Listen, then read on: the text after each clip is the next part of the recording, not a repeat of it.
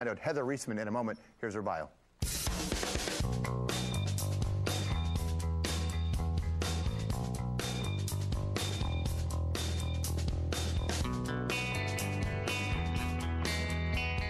Heather Reisman is the reigning queen of the Canadian book biz. The leaders are always people who have an original view, a passion for doing something.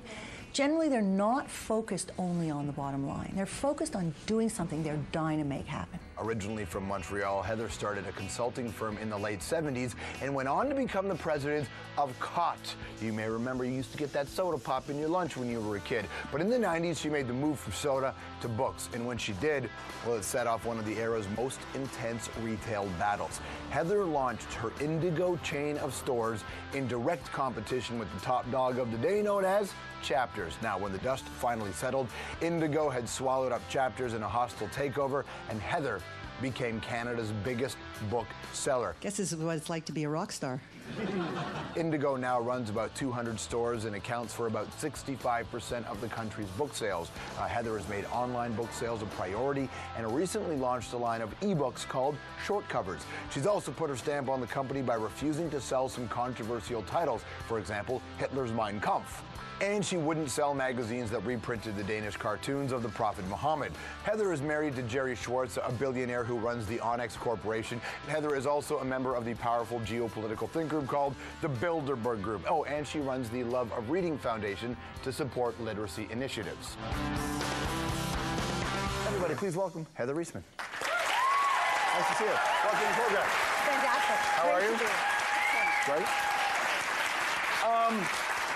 So obviously right now, you know, people are running, they're very concerned about the economy as it relates to their own personal wealth and where the country can be in their future.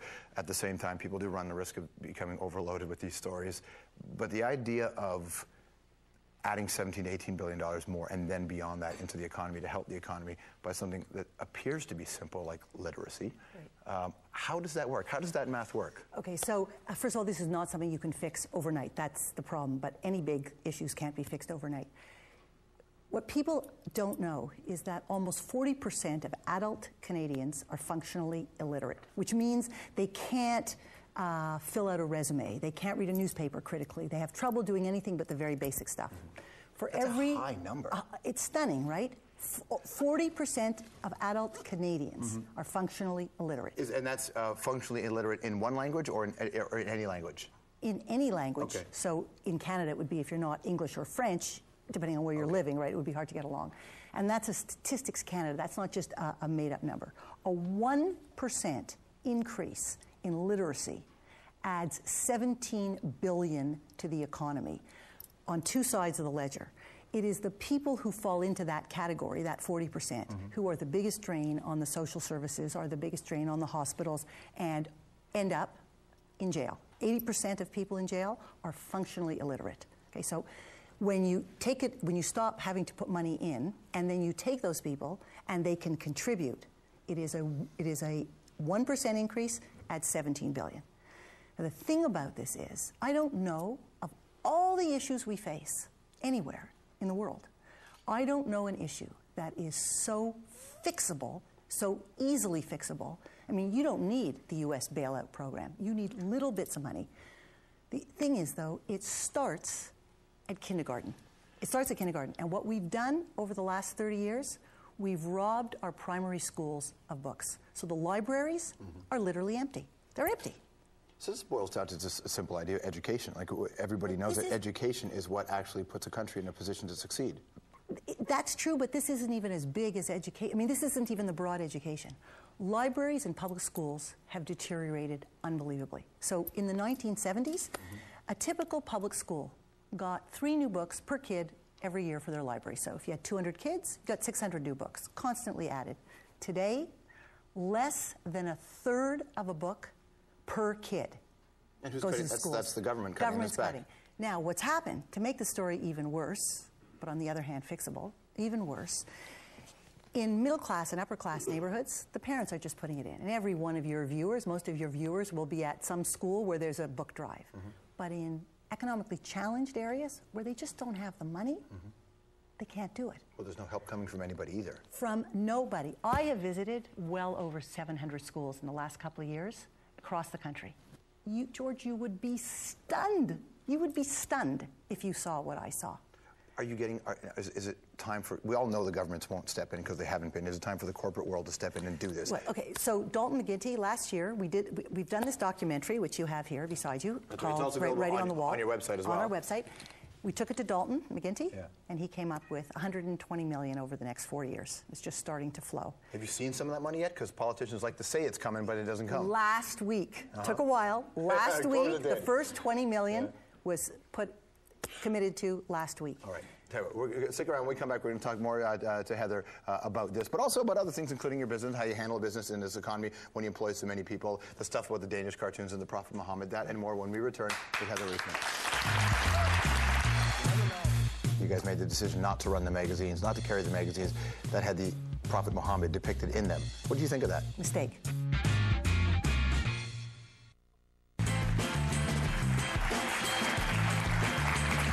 Back here on the hour, hanging out with Heather Reisman, who runs a big book chain. Do you guys own every bookstore that's got more than 100 books in it? Absolutely not. You own a lot, though, don't you? We own some. You own a lot.